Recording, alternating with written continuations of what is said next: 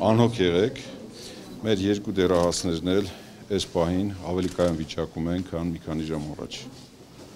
Այսինքն մեկին հաջողվել է անգամ ապարատից անջատել, ինքնուրույն շնչում է արդեն, դինամիկան կայուն, այս պահին անում են վիրակապություն։ Ես ես խնդրում եմ մինչև առավոտ, որ սենց չհավաքվեք, մենք առավոտյան նորից կտանք համապատասխան ձեզ տեղեկատվությունը։ Այս պահին ծայրահեղ Ես այդ բոլորը արդեն ասել եմ, որևիցե բան չի փոխվել, ծանր կայուն վիճակում են, հղի առողջությանը որևիցե բան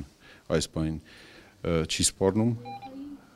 նա գտնվում է հսկողության ներքո, գլխավոր գինեկոլոգ մանկաբարձը ստեղ է, նայել է, վաղ առավոտյան ըստ երևույթին կտեղափոխենք արդեն համապատասխանաբար ծննդատուն, որ հսկողությունը այնտեղ շարունակեն։ Դեռահասներին տեղափոխման մասին այս պահին խոսք չկա, կայունացումից հետո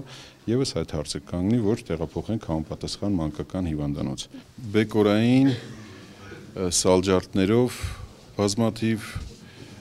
այրվածքներով վնասվածքներ են եւ հաջողվել է կայուն այս պահին կայունացնել հիվանդների, վիրավորվածների ընդհանուր վիճակը։ Երկու հոգու առողջությունը մտահոգիչ է մեզ համար դեռահասների, մենք ամեն անհրաժեշտ գործողությունները կազմակերպել ենք, բոլոր հնարավոր բրիգադաները աշխատել են եւ աչքի մասնագետները, միկրովիրաբույժները, անոթային վիրաբույժները, օրթոպեդները, բոլորը իրար հետ աշխատել են, վիրահատությունները ավարտված է, այս պահին կայունացման շրջանում է գտնվում հիվանդների առողջությունը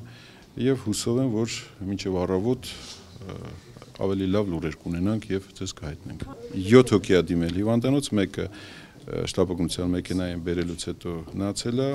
ընդհանուր առմամբ 6 հոգուց 3-ը տղամարդ են, 3-ը կին, տղամարդկանց մեջ 2-ը դեռահաս, կանանց մեջ 1-ը հղի կին է։ Նոր վիրահատություն սպասվում է։ Այս պահին ոչ։